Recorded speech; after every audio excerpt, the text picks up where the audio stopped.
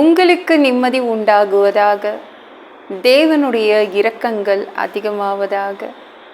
தேவன் என்ன சொல்கிறாங்கன்னா, சங்கீதம் 81:16, உச்சிதமான கோதுமையினால் அவர்களை போஷிப்பார், கண்மலையின் தேனினால் உன்னை திருப்தியாக்குவேன்.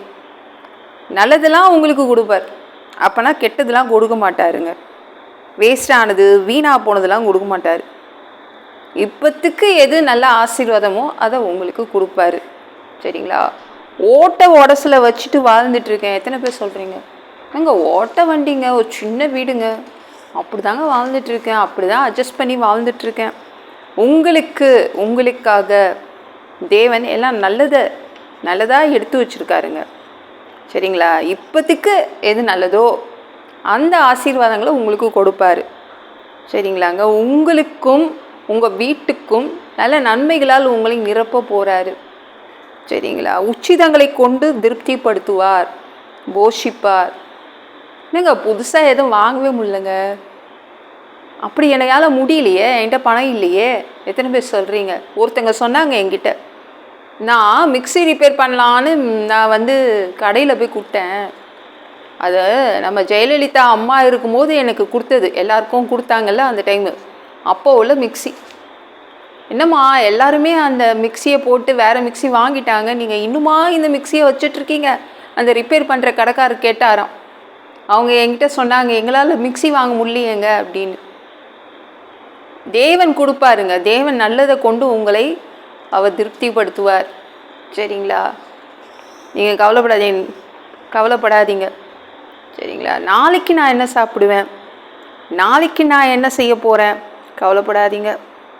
உச்சிதமான கோதுமையை வச்சுருக்காரு, கண்மலை தேன் வச்சுருக்காரு, புதுசாக கொடுப்பாரு, ஃப்ரெஷ்ஷாக கொடுப்பாரு.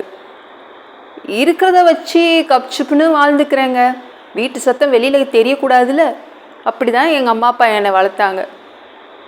தேவன் சொல்கிறாங்க, நான் எல்லாம் உங்களுக்கு நல்லது எடுத்து வச்சுருக்கேன், அதனால் கவலைப்படாதீங்க. அட்ஜஸ்ட் பண்ணி வாழ வேண்டிய அவசியம் இல்லை அப்படின்னு சொல்கிறாங்க. சரிங்களாங்க? நீங்கள் கவலைப்படாதீங்க, நல்லது தான் கொடுப்பாரு. சரிங்களா?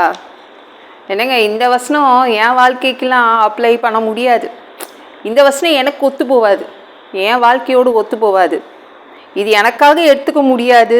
எத்தனை பேர் சொல்கிறீங்க?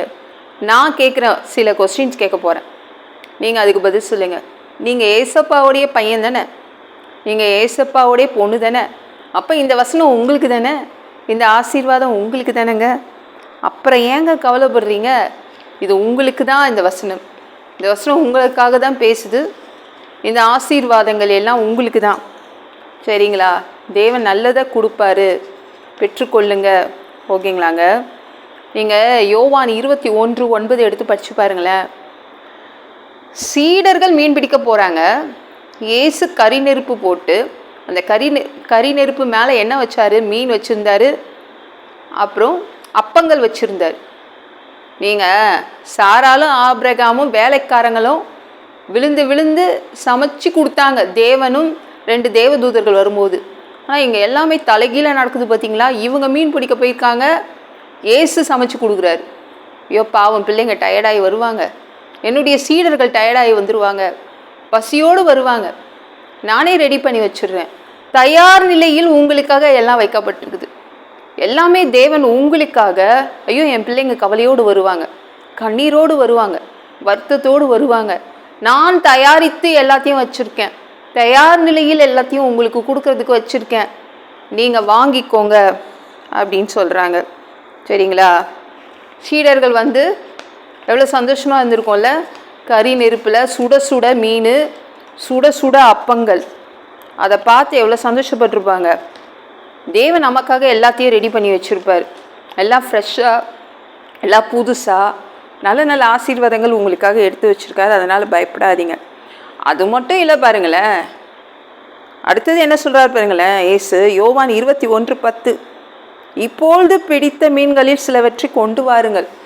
இப்போ தான் புதுசாக பிடிச்சிருக்கீங்களா, அந்த மீனை எடுத்துகிட்டு வாங்க, ஃப்ரெஷ்ஷாக, திரும்பவும் கறி நெருப்பில் நான் சுட்டு கொடுக்குறேன், எடுத்துகிட்டு வாங்க அப்படின்னு திரும்பவும் கேட்குறாரு. பாருங்கள், எவ்வளோ நல்லா செய்யணும்னு ஆசைப்படுறாரு. இயேசு அந்த சீடர்களுக்கு இன்னும் எவ்வளோ நல்லதாக கொடுக்கணும்னு ஆசைப்படுறாரு பாருங்கள். நம்ம தேவன் உங்களுக்காக அப்படி தான் கொடுக்கணும்னு ஆசைப்படுறாரு.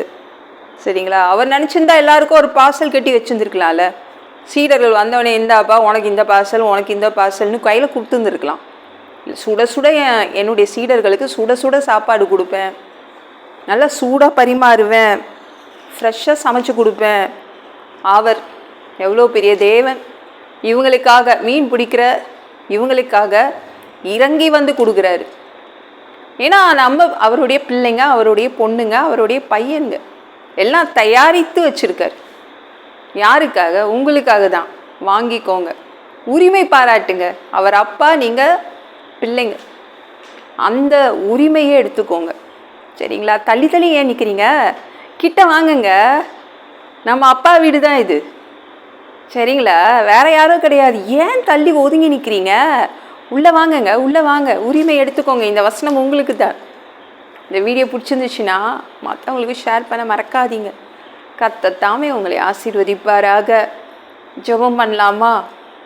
அன்பு பிதாவே, உங்கள் பிள்ளைங்க உங்கள் பாதத்தில் வந்திருக்காங்கப்பா. சாமி, இரக்கம் செய்யுங்க, இரக்கம் காட்டுங்க. உங்கள் பிள்ளைங்க பா, நீங்கள் என்ன கொடுப்பீங்கன்னு காத்துட்ருக்காங்க. நீங்கள் உங்கள் பிள்ளைங்களுக்காக தயாரித்து வச்சுருக்கீங்க, எல்லாத்தையும் ரெடி பண்ணி வச்சுருக்கீங்க. உங்கள் பிள்ளைங்க எடுத்து நல்லா அவங்க திருப்தி அடைஞ்சிக்க வேண்டிதான். பா, நன்றி அப்பா. எல்லா பொல்லாத பிசாசுகள், ஏவல்கள், மந்திரங்கள், தற்கொலை ஆவிகள், பயத்தின் ஆவிகள், பலவீனப்படுத்துகின்ற ஆவிகள் எல்லாம் இயேசு என்ற பெயரினை கொண்டு துரத்துகிறேன். ஓடிப்போ. உங்கள் பிள்ளைங்களை ரத்த கோட்டிக்குள் மறைச்சிக்கோங்க. பரிசுத்த ஆவியால் நிரப்புங்க. ஞான ஸ்நானம் எடுக்கணும். ரட்சிப்பீராக. இயேசுவின் காயப்பட்ட தழும்புகளால் எல்லா வியாதிகளும், எல்லா பலவீனங்களும், கேன்சர் போன்ற வியாதிகளும் சரியாகுவதாக. பா, நன்றி அப்பா. பரம்பரை வியாதிகள் சரியாகுவதாக. பா, மனிதனாக பிறந்தா ஜீவ புஸ்தகத்தில் பேர் எழுதியிருக்கணும். இல்லைனா அந்த மனிதனை பிடிச்சி நரகத்தில் தள்ளிடுவீங்கப்பா. பா, அங்கெல்லாம் அனுப்பாதீங்க. எப்படி வாழ்கிறது? தீ எரிக்கிற இடத்துல எப்படி வாழ்கிறது? பரலோகத்துக்கு வர்றதுக்கு ஆசைப்படுறோம். அங்கே எங்களை அனுப்பிடுங்க ப்ளீஸ்.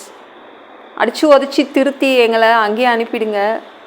உங்கள் திரு ரத்தத்தை கொண்டு கழுவப்படாத பாவங்களை நான் நல்லா கழுவி எங்களை பரலோகத்துக்கே அனுப்பிடுங்க. எந்த ஒரு இமை பொழுது நீங்கள் வருவீங்கன்னு இயேசுவை வணங்கி காத்துட்ருக்கோம். பரிசுத்தமாக வாழ்ந்து காத்துட்ருக்கோம். அந்த ஒரு இமை பொழுது உங்களுக்கு ஒப்பான ஒரு உடம்பு எங்களுக்கு கொடுக்கப்படும். அதை பெற்றுக்கொண்டு ஏஞ்சல்ஸ் மாதிரி பறந்து உங்களை சந்திக்க நாங்கள் வருவோம். அந்த தருணத்தை நாங்கள் எழுந்திடக்கூடாதுப்பா. பரிசுத்தமாக வச்சுக்கோங்க. பரிசுத்தமாக வாழ்கிறது கூட மனிதனால் கூடாது. அதற்கு கூட உங்கள் உதவி கேட்டு வந்து நிற்கிறோம். 7 வருடம் அந்தி கிறிஸ்து ஆட்சியில் விட்டுட்டு போயிடாதீங்க. பிசாசு நடத்தும் ஆட்சியிலலாம் விட்டுட்டு போயிடாதீங்க. இப்போ 3வது தடவை கூட இந்த பூமிக்கு வருவீங்க. இந்த பூமியின் சொந்தக்காரராக, ஓனராக வருவீங்க. ப்ளீஸ்ப்பா. அந்த ஆட்சியும் நாங்கள் பார்க்க ஆசைப்படுறோம். இந்த 1000 வருடம் ஆட்சியாக பார்க்க ஆசைப்படுறோம். எங்களையும் கூப்பிட்டுக்கோங்க. எல்லாவற்றையும் ஒப்பு கொடுக்குறேன். இயேசு முடிச்சுக்கோங்க. கேள்விதாவே. ஆமாம். நாளைக்கு பார்க்கலாம்.